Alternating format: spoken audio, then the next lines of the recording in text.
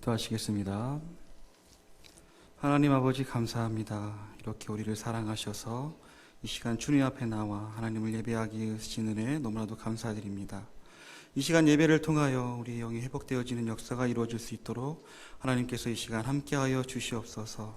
하나님의 말씀만이 전해질 수 있도록 하나님께서 전하는 이와 듣는 이의 마음을 주장하셔서 마음판에 새기고 언제나 늘 승리하는 삶을 살 수 있도록 인도하여 주시옵소서. 예수님의 이름으로 기도드립니다. 아멘. 네, 밥도 먹었고 또 여기 주변은 따뜻하고 해서 참으로 많이 졸음이 오는 시간이고, 그럼에도 불구하고 집에 가고자 하는 유혹 속에서도 우리 예배를 사모하는 마음으로 이 예배 자리를 지키신 우리 화평교회 성도님들, 옆에 계신 분들하고 같이 한번 이렇게 인사했으면 좋겠습니다. 승리하셨습니다. 승리하셨습니다. 그렇습니다. 승리하셨습니다. 등 따숩고 배부르면 그게 행복이다라는 말을 많이 들어보셨을 겁니다. 저도 많이 듣고 자랐는데요. 우리의 행복은 하나님을 예배할 때 행복해질 줄 믿습니다. 오늘 본문 말씀을 통해 하나님께서 우리에게 주시고자 하는 메시지가 온전히 전달되어지길 소망합니다. 오늘 본문 말씀은 예수님의 권위의 의문을 제기하며 도전했던 그 대제사장들과 장로들에게 또 새로운 비유를 통하여 말씀을 하십니다. 바로 우리가 잘 알고 있는 포도원 농부 비유입니다. 본문의 내용은 한 주인이 등장을 하죠. 포도원을 만들어 놓고 농부들에게 세를 주고 타국으로 떠났습니다. 그런데 그 포도원은 그냥 두루뭉술하고 허술한 포도원이 아닌 산에 울타리를 두르고 또 거기에 집자는 틀을 만들어 놓은 아주 훌륭한, 정말 좋은 환경에 포도원을 만들어 놓고 세를 주고 타국으로 떠났습니다. 시간이 지나서 열매를 거둘 때가 가까웠습니다. 그 열매를 받으려고 주인의 종들을 그 세를 줬던 농부들에게 보냅니다. 그런데 오늘 본문 말씀에서 어떤 일이 생겼습니까? 그 농부들이 종들을 잡아 하나는 심히 때리고 하나는 죽이고 또 하나는 돌로 쳤거늘이라고 말씀을 하십니다. 거기에 그치지 않고 다른 종들을 처음보다 더 많이 보냈는데도 그 악한 농부들은, 그 악한 일꾼들은 같은 행동을 반복하게 됩니다. 그러자 주인이 마지막에는 자기 아들까지 보내기까지 이르렀습니다. 자, 아들을 보내면서 내 아들은 존대할 것이라는 기대를 했지만 그 농부들은 그 주인의 상속자인 그 아들을 죽이면 결국 그 유산이 자신들의 것이 될 것이라 판단하고 잡아서 포도원 밖에 내쫓아 죽입니다. 자, 여기서 등장하는 포도원의 주인은 누구를 의미합니까? 바로 하나님을 의미합니다. 그 악한 농부들은 이스라엘 사람들, 또 먼저 믿은 유대인들, 대제사장, 그리고 장로들을 가리키고 있습니다. 보내줘 죽임을 당했던 종들은 선지자들을 가르칩니다. 자, 그들을 통해서 죄 속에서 벗어나서 하나님의 품으로 돌아오기를 바라셨는데 다 죽고 결국 아들이신 예수님을 보내셨고 그 보냄받은 예수님이 결국 죽임을 당하실 것이라는 것을 은유적으로 오늘 본문 말씀을 통해 말씀하고 계십니다. 자, 농부들이라면, 일꾼들이라면 자신의 위치, 자신의 본분을 알아야 하는데 오늘 등장하는 농부들은 자신의 본분을 잊고 맙니다. 종들을 죽이고 또 죽이고 아들을 죽이면서 그들의 속내가 드러나게 됩니다. 상속자를 죽이면 그 유산이 우리의 것이 되겠구나. 우리 것이 되겠구나. 결국엔 욕심이었습니다. 결국엔 우리 자신들의 의, 자신들의 생각, 자신들의 뜻, 결국엔 자신의 의에 대한 결과였습니다. 하나님께서 아브라함과 이스라엘을 선택하시고 하나님의 나라, 영적 축복의 나라를 맡기셨는데 무화과나무처럼 아무런 열매도 맺지 못했을 뿐더러 오늘 본문의 말씀처럼 소유욕, 결과적으로 자신의 의를 내세워 열매를 거두기 위하여 보낸 종들을 때리고 죽이고 또 주인의 그 아들까지도 죽이며 그 주인과 소유권을 놓고 대립하는 상황까지 가게 됩니다. 우리가 지금 텔레비전과 또 뉴스, 인터넷 등을 통하여서 소유권 분쟁이라든지 욕심으로 인한 분쟁, 네 것이다, 내 것이다, 그로 인한 사건, 사고들을 우리는 하루에도 몇 번씩 접하게 됩니다. 그런 상황들이 우리 주위에서, 우리 주변에서는 이렇게 흔하게 일어나는 상황, 우리는 그 상황들에 대해서 상당히 익숙하죠. 자, 그러한 것들은 결국엔 철저히 우리 자신들의 의의가 드러났기 때문에, 그것에 사로잡혔기 때문에 우리는 만족하지 못하고 끊임없이 더더 갖고 싶은 욕심을 갖게 됩니다. 여기서 말하고자 하는 것은 욕심뿐만이 아닌 그런 것들을 다 포함하고 있는 우리 인간들의 자기의 의에 대해서 이 시간 나누고자 합니다. 하나님께서는 우리의 인간들의 의가 드러나는 것을, 우리들의 생각과 우리들의 뜻이 들어가는 것을, 우리 자신을 높이는 것을 정말 너무나도 싫어하시고 또 염려하십니다.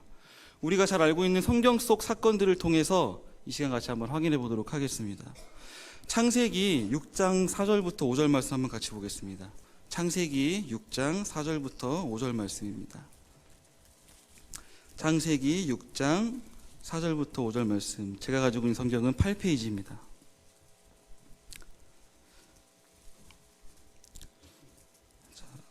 제가 읽겠습니다. 당시에 땅에는 네피림이 있었고 그 후에도 하나님의 아들들이 사람들의 딸들에게로 들어와 자식을 낳았으니 그들은 용사라, 고대의 명성 있는 사람들이었더라. 여호와께서 사람의 죄악이 이 세상에 가득함과 그의 마음으로 생각하는 모든 계획이 항상 악할 뿐임을 보시고 라고 말씀을 하십니다. 사람의 죄악에 대해서 말씀을 하고 계십니다. 4절의 하반절을 보시게 되면 용사라는 단어가 등장하게 됩니다. 용사. 당시 그들은 고대의 이름이 널리 알려진 사람이었다라고 말씀을 하십니다. 그렇습니다. 당시 사람들이 자신의 이름을 널리 알리고자 자신의 의를 드러내고자 했던 사람들이 아주 많았다는, 그들이라고 이제 복수가 사용되어지면서 그러한 사람들이 많았다는 것을 성경을 통해 보여주고 있습니다. 5절 말씀에 그런 사람들의 마음으로 생각하는 모든 계획이 항상 악하다라고 말씀을 하십니다. 결국 하나님께서 사람 지으심을 한탄하사 지면에서 모두 쓸어버릴 생각을 하십니다. 홍수가 일어나게 되는 계기가 되는 것입니다. 자신의 의를 높였던 그 사람들의, 우리 인간들의 죄의 결과였습니다. 그러나 홍수 그 사건으로 끝나는 것이 아니고 창세기 10장 9절 한번 더 같이 보겠습니다. 창세기 10장 9절입니다. 창세기 10장 9절 말씀입니다. 그가 여호와 앞에서 용감한 사냥꾼이 되었으므로 속담에 이르기를 아무는 여호와 앞에 니므롯같이 용감한 사냥꾼이로다 하더라. 자, 그리고 11장 4절 한번 더 보겠습니다. 바로 옆에 있습니다. 11장 4절입니다. 또 말하되 자 성읍과 탑을 건설하여 그 탑 꼭대기를 하늘에 닿게 하여 우리 이름을 내고 온 지면에 흩어짐을 면하자 하였더니, 홍수 사건 이후에 또다시 용사, 용감한 사냥꾼이 그 앞에 쓰여졌던 용사와 같은 단어가 사용되어집니다. 그 용사들에 대하여 기록이 되어져 있고 뒤이어서 바로 우리가 잘 알고 있는 바벨탑 사건이 발생을 하죠. 11장 4절의 말씀처럼 우리 결국에 자신의 이름을 내었다고 표현을 하고 있습니다. 결국엔 자신의 의, 우리의 생각, 우리의 뜻을 높였을 때, 그러한 것들을 드러냈을 때 그 결과가 홍수 사건과 또는 바벨탑 사건의 계기가 되었던 것입니다. 하나님께서는 분명히 성경을 통해 말씀하십니다. 우리 자신을 위하는 것을 정말로 심각하게 염려하시고 정말 너무나도 큰 죄악이라고 생각을 하십니다. 성경 한 구절 더 찾아보겠습니다. 출애굽기 20장 4절 말씀입니다. 출애굽기 20장 4절 말씀입니다.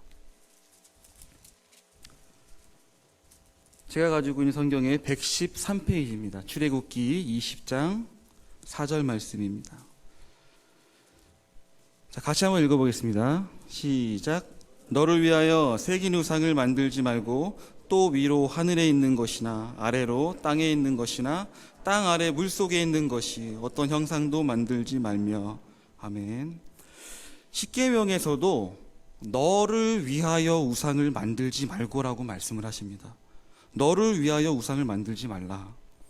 결국 우상을 만드는 이유는 바로 우리 자신을 위함임을 지적하고 계십니다. 우리를 위할 때, 또 우리의 자신의 의의가 드러날 때 분명 성경 곳곳에서는 좋지 않은 결과를 가져왔습니다. 하나님께서 분명히 심히 염려하시고 또 너무나도 싫어하는 죄악입니다. 자, 예수님께서 제자도에 대해 말씀하실 때도 이렇게 말씀을 하시죠. 누구든지 나를 따라오려거든 자기를 부인하고 자기 십자가를 지고 나를 따를 것이니라. 아멘. 결국 우리 자신이 죽어져야 우리의 의는 죄악일 뿐임을 알고 우리 자신을 죽여야지만 예수님을 따를 수 있다고 분명히 말씀을 하십니다. 자, 오늘 본문으로 돌아갑니다. 예수님이 질문을 하십니다. 그러면 그 포도원 주인이 올 때에 그 농부들은 어떻게 하겠느냐라고 물어보시죠. 그러자 그들이 대답을 합니다. 그 악한 자들을 진멸하고 포도원은 제때의 열매를 바칠 만한 다른 농부들에게 새로 줄지니이다 라고 대답을 하죠. 그런 악한 행동의 결과는 그들도 알고 있었고 지금 여기 앉아있는 우리도 이 본문을 읽어봤을 때 그 결과에 대해 아마 우리에게 물어보셨다고 하셔도 똑같이 아마 대답을 했을 것입니다. 사랑하는 성도 여러분, 우리는 우리의 그 자신에 의해 사로잡혀 오늘 본문에 등장하는 악한 농부가 되지 않기를 소원합니다. 진멸당하는 악한 농부가 되지 않기를 간절히 소원합니다. 우리의 주인은 어떤 분이십니까? 우리 하나님은 어떤 분이십니까? 에베소서 2장에 이렇게 기록되어 있습니다. 그는 허물과 죄로 죽었던 너희를 살리셨도다. 구원받기 이전에 우리는 허물과 죄로 죽어져 있었습니다. 그리고 또 본질상 진노의 자녀였었다라고도 말씀을 하십니다. 그리고 그 뒤 이어지는 말씀에 그러나 긍휼이 풍성하신 하나님이 우리를 사랑하신 그 큰 사랑을 인하여 허물로 죽은 우리를 그리스도와 함께 살리셨다라고 말씀을 하십니다. 우리의 주인은 그 큰 사랑으로 허물과 죄로 죽었던 우리들을 살리신 분이십니다. 그런 주인 앞에 우리가 오늘 본문 말씀에 나오는 악한 농부와 같이 되지 않기를 간절히 소원합니다. 우리의 이기적인 마음, 우리의 자신을 드러내는 삶이 아니라 우리 인간들의 의를 드러내는 또 우리의 욕구를 드러내는 그런 삶이 아니라 그 의의 결과는 항상 죽음이라는 것을 항상 기억했으면 좋겠습니다. 그 의를 억누르기 위해 우리는 가장 먼저 우리의 생각은 악할 뿐임을 먼저 인정했으면 좋겠습니다. 자, 죄인됨을 고백하고 하나님 앞에 무릎 꿇는, 전적으로 성령님을 그 도우심을 간구함으로 우리 안에 역사하셔서 믿음으로 의롭다 하심을 받는 우리 화평교회 성도님들이 되시기를 간절히 소원합니다. 기도하겠습니다.